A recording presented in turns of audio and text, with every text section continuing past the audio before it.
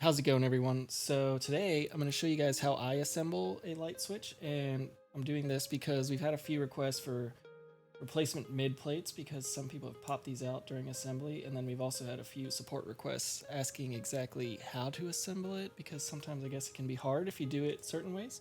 So I'm going to show you how I do it, and it works every single time, and I hope this helps. So I start by grabbing our wiggle plate.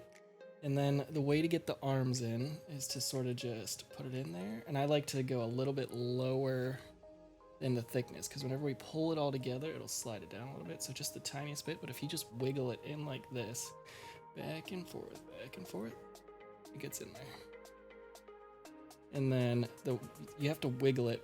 We used to be able to, like on the, let's see, here's something that I can show you. Like on the Switchback Pro, the way that the wiggle plate worked here, it used to be able to bolt into the body. So then I would tell people to put the arm in and then like tap it on the end. But you can't really do that now because this is like a floating wiggle plate until it's supported by one or more arms. So you can't really tap it in. So the way I do it now, since we don't have a supported wiggle plate until it's in the body, is to just put all four arms in the same way I did that first one. If you just wiggle them, they'll get in there.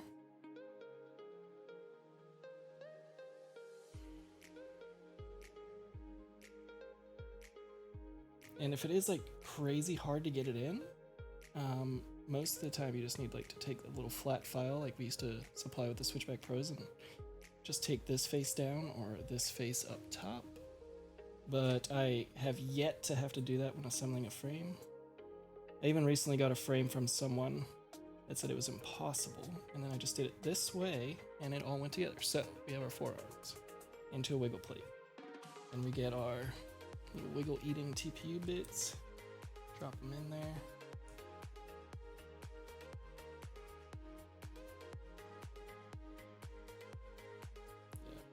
Typically when I'm building quads, I'm building like 6 to 10 at a time, so yeah, I don't think I would really try to sell a frame that I couldn't build 10 of without pulling my hair out, so this way has definitely worked for me.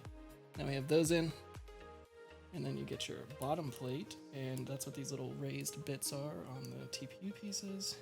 Drop it on, and then we're going to take our 4 long screws, put them through, and then what I'd like to make sure is that whenever I put it through, like you can tighten it and it'll still rotate inside that arm.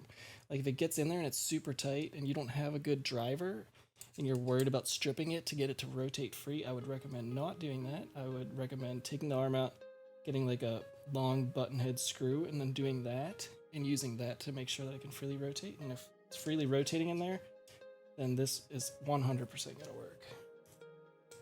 Next piece, and then we thread it in. And then when you get to the end, you want to make sure that it's going to be freely rotated.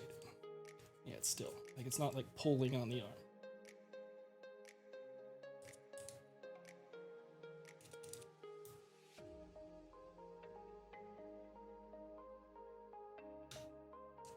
Because what we're going to do is have all 4 screws through here, and then we're going to bring the mid plate down to it. Okay, see, yep, really rotating. And then that will just give us a little bit more room to get the screws directly in line, because sometimes if the arms aren't seated all the way in, it makes it really hard to assemble. But then this way, since we have the screws freely rotating inside the arm and all the way through, it makes it a little easier to line things up, especially since these TPU pits down here, like once you start compressing them, they can make it even harder to get the arms in. This will help, because you have your most wiggle room once these are all the way through, trying to get to that mid plate rather than trying to have the mid plate up against it, like all the way up against this face, and then trying to line everything up. It's harder. But so we have our 4 screws through, and then typically it's easy to get 3 in, then one of them is the hard thing to get. So you're gonna pick a screw, make sure it lines up, put it in, and start threading it. Find the next one, start threading it. It's going good. And sometimes, like, you can see it's at an angle there. You can just back this out a little bit. And then if you need to, you can give it a little force. also lets you easily see what's not lining up whenever you do it this way. There we go. That one's in, that one's in. And then our outlier, the one that's going to be, we gotta kind of work on this one. So I back it out a bit until it's almost lined up. And then you can see that these aren't really touching right now. And that's what is the misalignment, and that's why it's like hard to get that last arm in. But if you just put some like downward force on it,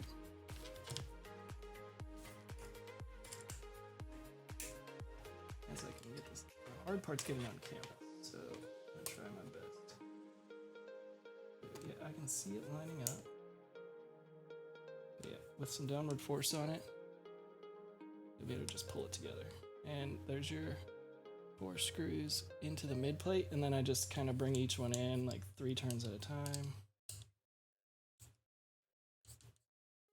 And sometimes the screws are like loose enough in the holes that it'll actually like push down in, and that makes it a little easier, and then you don't have to quite do as little turns. But just, I don't know, every frame's a little different because we keep tolerances tight.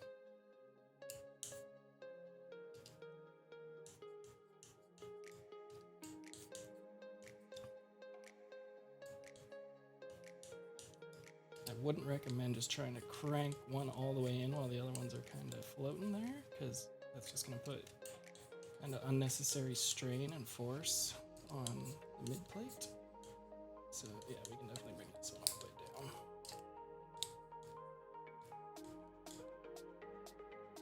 We have these two.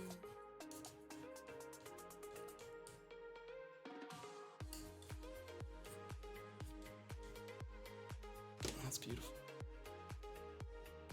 And then we're going to be looking for our 2 little shorter countersunk screws.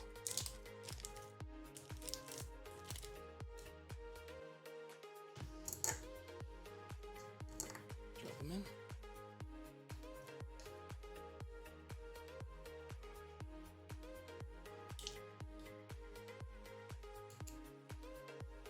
And then you pick the standoffs you want. Now I'm going to be actually building this up on a live stream, and then we'll sell it as a ready to fly on the store. So I'm going to build it with the longer standoffs. If I was building it for like Evan, I'd probably go way tighter on the build and make it a 20 millimeter, but just thread your standoffs onto the quad.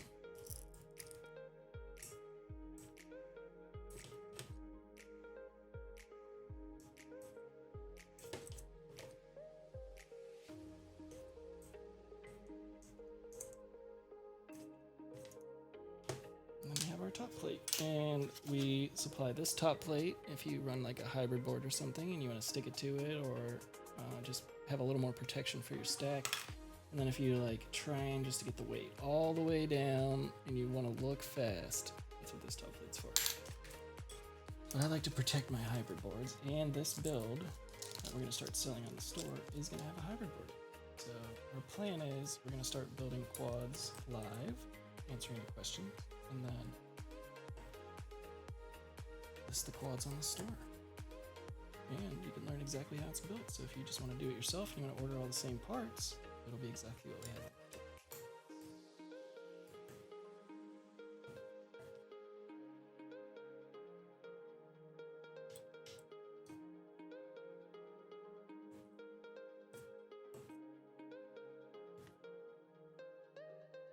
But there it is, easy as that.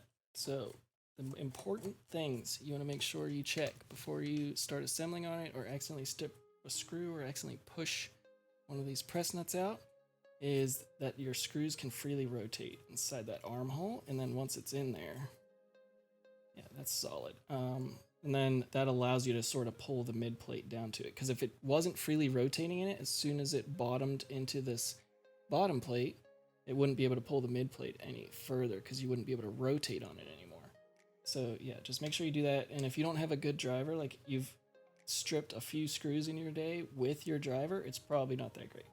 So you just want to make sure that you have it's seated all the way in there. And then if you need to break it free, do that. But I would rather you If you think it's going to strip that screw, get a different screw that's longer than the thickness of the arm and just use that to do it. Or if you have a round file, you can just take the tiniest bit off and then it'll 1000% really rotate in there. But there it is. That's how I build one, and I have yet to fail to do it. I've never popped a press nut out. I think I've had one instance where I stripped the screw, and that's why I'm recommending that you do it a different way. But other than that, there you go. I hope that helps, and I look forward to building some of these quads with you guys.